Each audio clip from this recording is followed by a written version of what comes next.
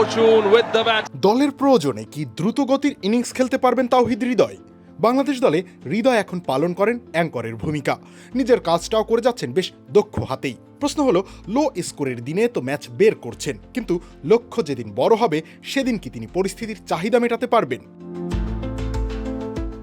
Team ম্যানেজমেন্টের সিদ্ধান্ত অনুযায়ী নাজমুল হোসেন শান্ত ও হৃদয়ের মূল দায়িত্ব হলো খেলাটাকে একদম গভীরে নিয়ে যাওয়া। তারা উইকেটের এক প্রান্ত আগলে রাখবেন যেন বাকি ব্যাটাররা এসে কোনো চাপ ছাড়াই 4 ছক্কার ফুলঝুরি ছোটাতে পারেন। সৌম্য সরকার কিংবা মোসাদ্দেক হোসেন সৈকতদের হাত খুলে খেলার লাইসেন্স দিতেই মূলত হৃদয়কে এই রক্ষণাত্মক ভূমিকা দেওয়া হয়েছে।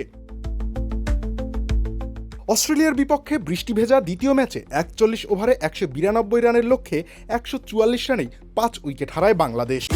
ছোটদের সাথে আনন্দের সুযোগ, বড়রাও করে উপভোগ। Multi chips, super crunchy, super fun.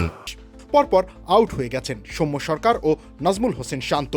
বেশিক্ষণ ক্রিজে ছিলেন না মোসাদ্দেক হোসেনও।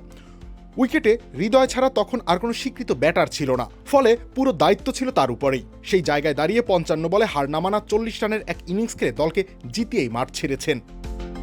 প্রথম ম্যাচেও হৃদয়ের দায়িত্বশীল ব্যাটিং দেখা গেছে, যেখানে পরিস্থিতি বুঝে তিনি খেলেছেন 51 বলে 31 রানের ইনিংস। তবে প্রশ্নটা অন্য জায়গায়। যেদিন জয়ের জন্য 30 বলে 50 রানের মতো সমীকরণ সামনে আসবে, সেদিনও কি হৃদয় তার খোলস ছেড়ে খুনে মেজাজে ম্যাচ জিতিয়ে ফিরতে পারবেন? এই কঠিন অগ্নি পরীক্ষা এবং নিজেকে প্রমাণ করার জন্য সামনে থাকা তৃতীয় ম্যাচটি হতে পারে সেরা এক মঞ্চ। এরই মাঝে সিরিজ জিতে যাওয়া বাংলাদেশের হয়ে হৃদয় চাইলেই খেলতে পারেন সাম্প্রতিক রূপের বাইরে গিয়ে, আর সেটা করতে পারলেই প্রকৃত পরিচয় পাওয়া যাবে হৃদয়ের, যিনি যে কোনো পরিস্থিতিতে খেলার সক্ষমতা রাখেন। স্বল্প রানের কম চাপের ম্যাচে নিজের কাজটা বেশ ভালোভাবেই করে যেতে পারছেন হৃদয়, কিন্তু আসল পরীক্ষা হবে তখন যখন তাকে খেলতে হবে বড় লক্ষ্যকে সামনে রেখে। আগামী বছর দক্ষিণ আফ্রিকায় হতে যাওয়া বিশ্বকাপে যে কাজ করা লাগতে পারে অহরহ, তাই হৃদয়ের জন্য এখনই শ্রেষ্ঠ সময় নিজের যোগ্যতা প্রমাণ করার।